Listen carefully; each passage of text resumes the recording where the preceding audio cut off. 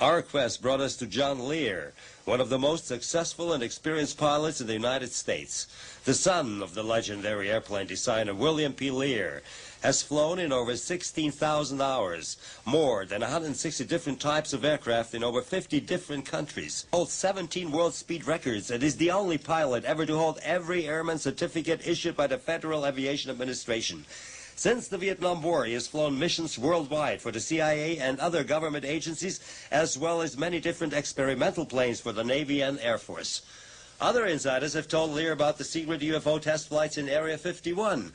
But in 1988, these rumors became reality for him after he met a young nuclear physicist, Robert Lazar. In the summer of 1988, I was having this house appraised.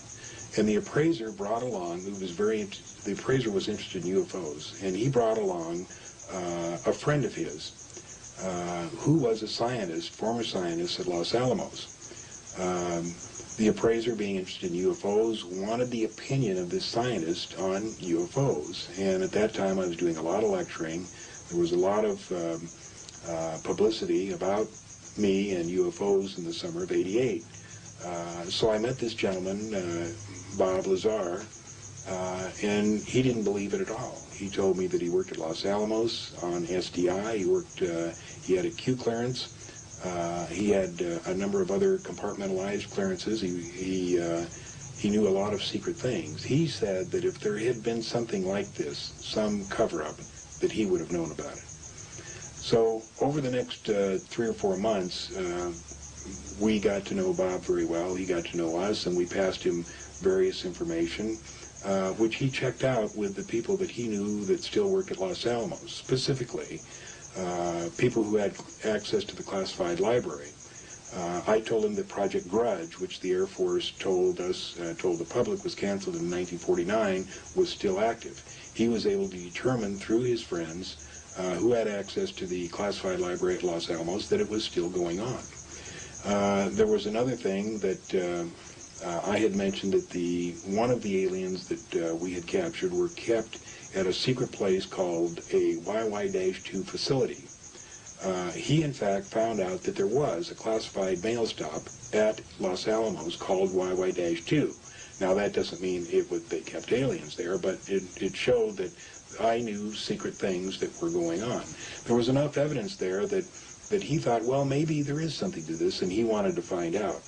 So having the specialized, highly educated person that he was, he held 2 degrees, master's degrees from MIT, and also knowing Dr. Teller, who was the father of the H-bomb, he was able to send his resume to Dr. Teller, who then called him and asked him where he wanted to work. Dr. Teller proposed 2 places, either EG&G in Las Vegas or Lawrence Livermore Laboratories in California. Bob said, I want to work at Area 51. He didn't tell Dr. Teller the reason, but he wanted to get as close as he could to where we thought the saucer testing was going on. Well, during the next 6 weeks after that, he was contacted by EG&G. He was given 3 security interviews and 3 interviews on his basic knowledge. They were so impressed that apparently they went ahead and hired him. The first thing that I knew is on December 6, 1988, Bob came up here, as he usually did, in the evening. I was sitting here writing checks, and he sat right in that seat. And I said, what's going on, Bob? And he said, I saw a disc today. And I said, I was so startled, I thought I didn't hear him right. I said, what? And he said, I saw a disc today. And I said, theirs or ours? And he said, theirs. And I said, you went to the test site? He said, yeah, I just got back. This is the first time I went up there. I said, oh, my God. I said, well, what are you doing here? I said, don't jeopardize your security clearance. Work up there for a while and find out what's going on. He said, no. He said, you've taken so much flack over this thing, people not believing you. I'm going to tell you exactly what I saw. And for the next 3 hours and 47 minutes, he proceeded to tell me exactly what he saw on his first trip up to S4 at the Nevada test site. And basically it was that, yes, we had 9 extraterrestrial vehicles. He told me a little bit about the power plants. He told me that he'd been briefed on the aliens that flew them. He told me that he'd been briefed on a number of other secret things. He told me that we, in fact, did have a secret base on the moon. He told me that we, in fact, did have a secret base on Mars.